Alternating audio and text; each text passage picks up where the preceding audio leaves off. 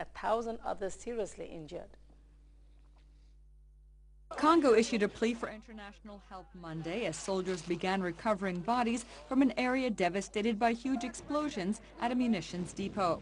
150 people are dead and 1,000 injured. President Sassou Nguesso announced a curfew in the capital Brazzaville and set up an exclusion zone around the devastated eastern district of Mpila.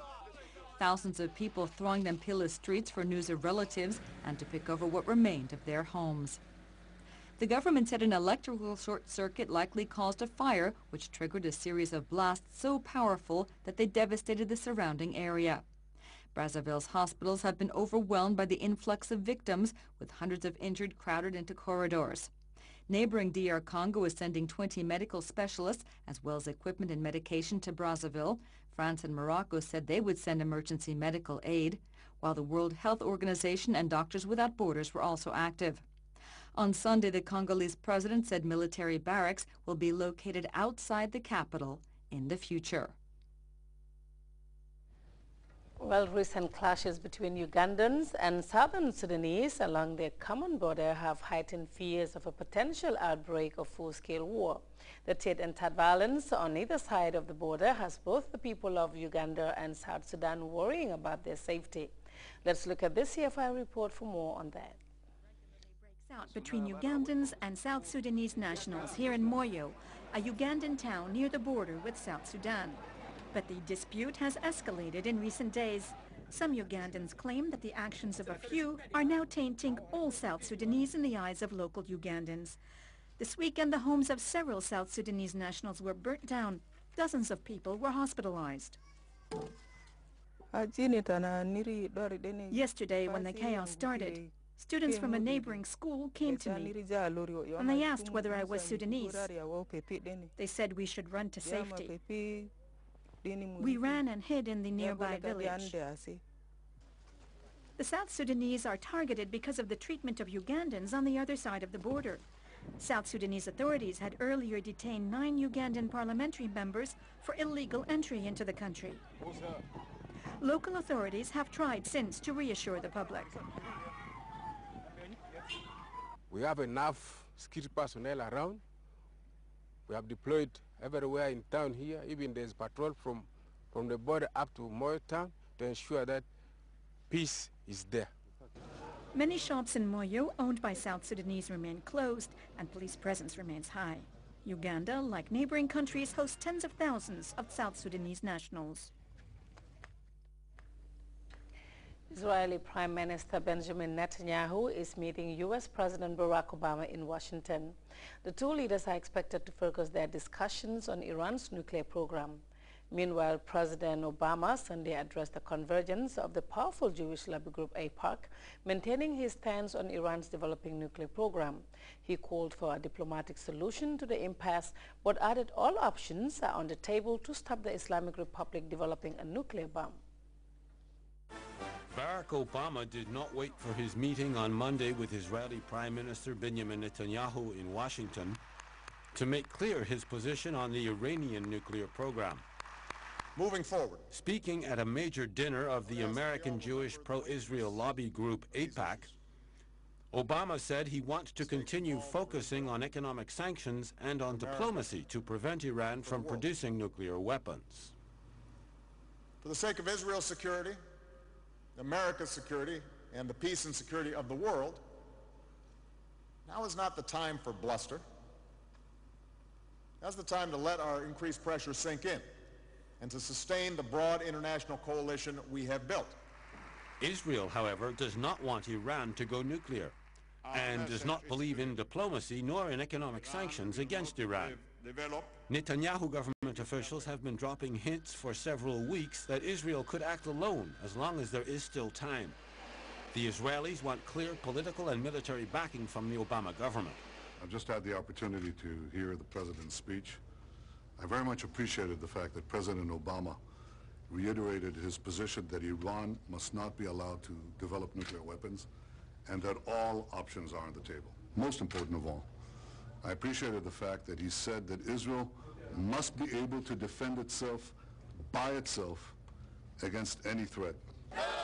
After perhaps learning a lesson from damaging U.S. involvement in Iraq and Afghanistan, the American public does not want to become involved in yet another conflict in the Middle East.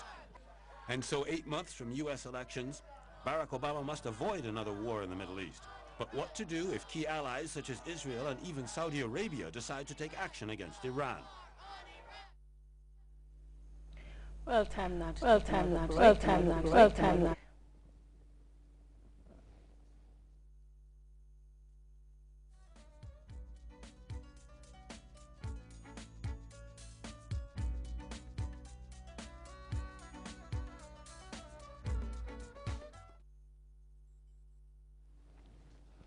And before we go, reminder of headlines. Vice President Ajah Dr. Aissatou Njie Saidi held talks with IMF Chief of Mission to the Gambia, David Dunn. The chairman of the Independent Electoral Commission, Alhaji Mustafa Carriol, has warned against breaching the peace during the legislative elections. President Barack Obama has restated his desire to find a negotiated settlement to Iranian nuclear controversy, but maintained that he will stop at nothing to stop Iran joining the exclusive nuclear club. And 150 and counting, authorities in the Republic of Congo have imposed a curfew in the capital Brazzaville after the huge explosion at an ammunition depot. You can also follow that story and other programs live on our website, and that's on www.grts.gm. There you can also monitor Grts Radio live. That's all in the news. Thank you very much for your time and have a very good week.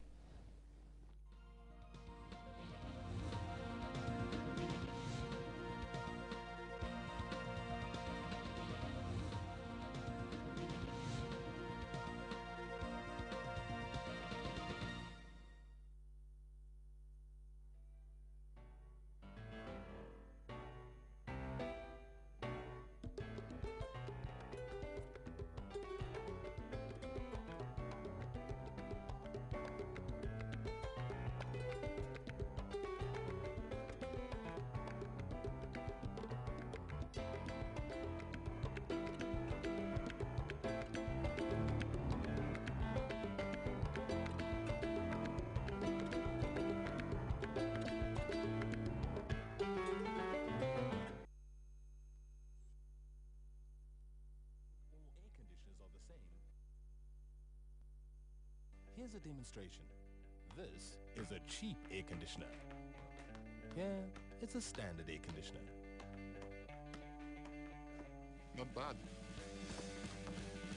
And here is Samsung. Only Samsung air conditioners have triple protector. Durable, reliable, efficient. So insist on Samsung with triple protector. Built for Africa. Samsung.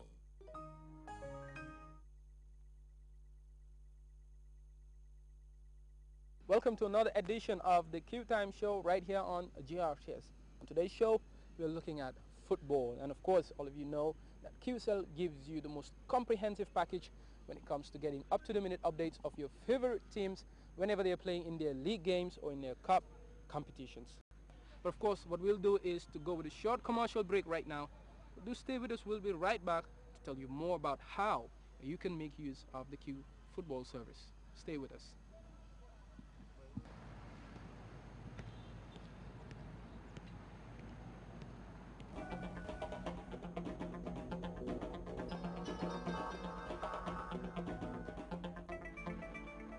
QCell, expand your world.